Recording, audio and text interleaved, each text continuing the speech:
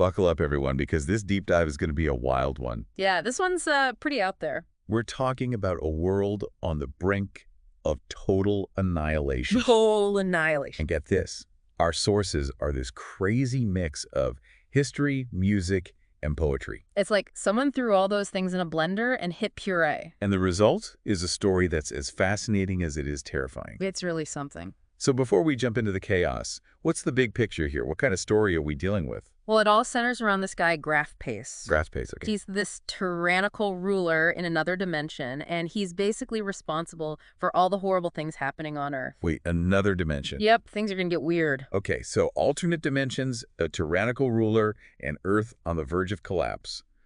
What kind of sources do we have to make sense of all this? We've got a historical account, like a timeline of events called 00 Paste. Okay, a timeline. Classic. We've also got a song, 01 Doze Crew der Graf, that describes Paste and his reign of terror. Music, already. Okay, things are definitely getting interesting. But wait, there's more. Lay it on me. We've got a couple more musical interpretations of Paste's reign. Okay, so he's got a whole discography. This guy's a rock star of destruction. Something like that.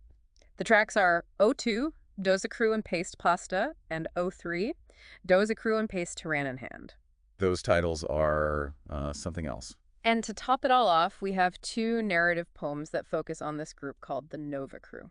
The Nova Crew. Right, and they're pretty much doomed mission. This just keeps getting better and better. The poems are called 05, Doze Crew and Paste Katastrophenkommando, and 06, Doze Crew and Paste Sternenbrand. Okay, lots of sources, lots of chaos. Let's get into it. Okay. So first things first, who is this Graf Paste guy? Well, 01, Doze Crew der Graf paints a pretty vivid picture of him. I'm all ears. He's incredibly brilliant, Okay. but utterly ruthless. Oh, that's not good. And unbelievably power-hungry. Like, this guy craves power more than anything. So not your average bad guy, then? Not even close. The source uses some pretty harsh language to describe him. Like what? It's like they're trying to hammer home just how evil he is. No sugarcoating there. Nope. And speaking of sugarcoating, the rap lyrics in 02, Doze Crew and Paste Pasta, seem to echo that same brutal, uncaring nature. So he's got the actions to match the reputation. Oh, yeah. And just to clarify, he's causing all this mayhem on Earth from another dimension. That's what it looks like. Wow. Okay, so we've got this interdimensional tyrant wreaking havoc. Enter the Nova Crew, our heroes. Well, heroes might be a bit of a stretch. Oh, what do you mean? Let's just say 000. Paste describes them as a little unconventional. Unconventional good or unconventional bad? More like unconventional strange. Each member has their own, shall we say, quirks. This I gotta hear. Okay, so first up we have Florian. Florian? He's the team's pilot and botanist. Botanist and pilot. That's an interesting combo. It is, but here's the kicker. Florian also happens to be, how can I put this delicately? Hit me with it. A bit of a stoner. A stoner pilot. This mission is already off to a great start. Oh, it gets better. Yeah. Next, we've got Karina. Okay, Karina, what's her deal? She's a Gohex. Gohex? What in the world is that? Basically, imagine a free-spirited, rave-loving magic user who's prone to hallucinations. Okay, so not exactly your typical by-the-book hero. Not even close. Then we have Sanja, the elven engineer. An elf, seriously. Yep, she's all about veganism and nature. Okay, nothing wrong with that. True, but the source kind of suggests that her raw food diet might be a little, extreme. Extreme how? Like it might be impacting her ability to function properly. Oh boy. So we've got a stoner pilot, a hallucinating magic user, and an elf with an extreme diet. Who's our fourth? Last but not least, we have Christian. He's the stoic cybernetic ex-soldier. Cybernetic, so part human, part machine. Exactly. He's the team's hacking expert. Okay, this crew is officially the weirdest bunch of heroes I've ever heard of. You think that's weird? Wait till you hear what they're up against. So last time we left off with our unique crew. Unique is one way to put it. So what's the deal with their mission? What are these guys actually supposed to be doing? Well, if you thought the crew was weird, well, you hear this. Okay, you got my attention. Their mission, as laid out in 00 Paste, is to deliver a bomb to the sun. A bomb to the sun? What? Why? Because it's about to explode. Hold on, the sun's about to explode. Yep, and they're humanity's last hope. Okay, this is officially insane, so they're just going to fly a bomb into the sun and hope for the best. Basically. But it's not that simple. I had a feeling it wouldn't be. Those poems we mentioned earlier, Katastrophenkommando and Sternenbrand, Yeah. they really capture the terror and despair of their journey. Give me some details. What kind of terror and despair are we talking about? It's intense. They're facing asteroids, solar storms, enemy satellites, you name it. So basically, space is trying to kill them at every turn. Pretty much. And then there's the music. Oh yeah, we haven't talked about that much yet. O3.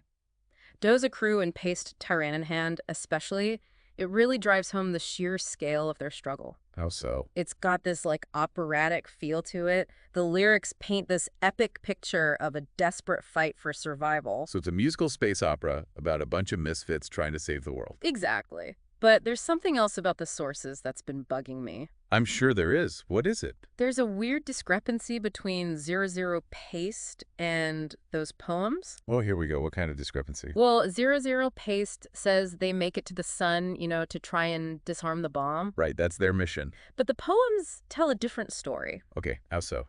They focus on a confrontation with Graph Paste in his fortress. Wait, hold on. So are they trying to disarm a bomb in the sun? Or are they fighting Paste in his evil lair? That's the question, isn't it? It's a pretty big one. It's like we're dealing with two completely separate realities here. Maybe. Or maybe they're more connected than we realize. Okay, I'm officially intrigued. So how do we make sense of all this? Well, the poems themselves might hold some clues. Tell me more. They're loaded with symbolism. You got this constant push and pull between light and dark, good and evil, creation and destruction. Okay, so it's not just a straightforward adventure story. There's a deeper meaning here. Exactly. It's almost as if the confrontation with Paste isn't just some physical fight. It's like a grand metaphor for the whole struggle. So the poems are more like abstract art than a news report. That's a good way to put it. It's like they're giving us the emotional and psychological core of the story. While 00 Paste is sticking to the external plot points. Right. It's a pretty powerful way to tell a story, don't you think? I mean, it's definitely got me hooked. But let's be real, they don't actually succeed in saving Earth, do they? Sadly, no. 00 Paste makes it pretty clear that things don't end well for our planet. No, they don't. And what's really tragic is their failure all comes down to something so, I don't know, human. What do you mean? It's Florian, remember. Our friendly neighborhood stoner pilot. The one and only. He forgets to program the bomb. He forgets. You're kidding, right? Nope. The source says he was, and I quote, zoo high. Oh man, are you serious? That's how the world ends. Because someone got too high. It's both ridiculous and heartbreaking, isn't it? It's like, what's the point of all that struggle, all that sacrifice, if it all comes down to a stupid mistake like that? It's like the sources are saying that even heroes, even with the fate of the world on their shoulders, they're still human. They make mistakes. It makes you wonder, was it always going to end this way? Were they doomed from the start? That's the age-old question, isn't it? Free will versus destiny. And in this case, it seems like destiny won. Maybe. Or maybe it's more complicated than that. Okay, I'm ready for a mind bend. Explain. So we're back, and things aren't looking too good for Earth right now. To say the least. We've got a tyrannical ruler pulling strings from another dimension. And a team of, let's face it, pretty messed up heroes who just failed to save the day. And let's not forget the poetry and the music that add this whole other layer of tragedy and despair. It's heavy stuff. So where do we go from here? What are we supposed to make of all this? Yeah, what's the takeaway? Is there even a takeaway? Well, one thing that's been sticking with me is this idea of cycles. Cycles? Destruction and rebirth. The sources kind of hint at it. Go on. Yeah.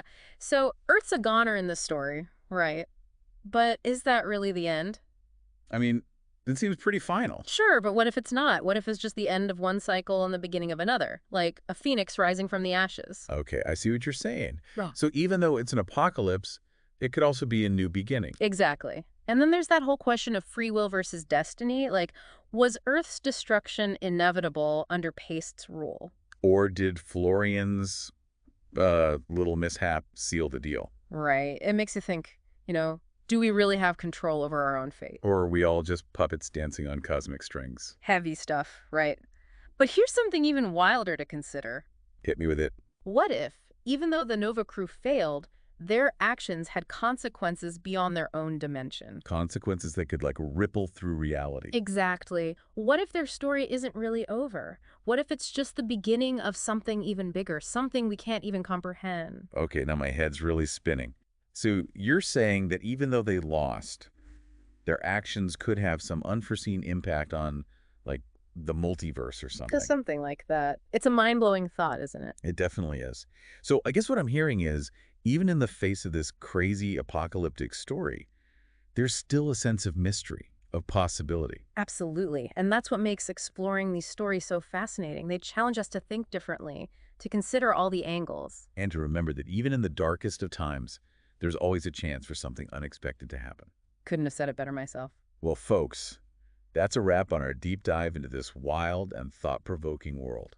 We've explored a doomed Earth, met some truly unforgettable characters, and grappled with some of the biggest questions out there. It's been a journey, that's for sure. And as always, we hope this deep dive has left you with more than just answers. We hope it sparked your curiosity, made you think about the world in new ways. And who knows, maybe it's even inspired you to go out and explore some strange, uncharted territories of your own. Keep questioning, keep exploring, and keep searching for those hidden sparks of possibility. You never know what you might find. Thanks for joining us. Until next time.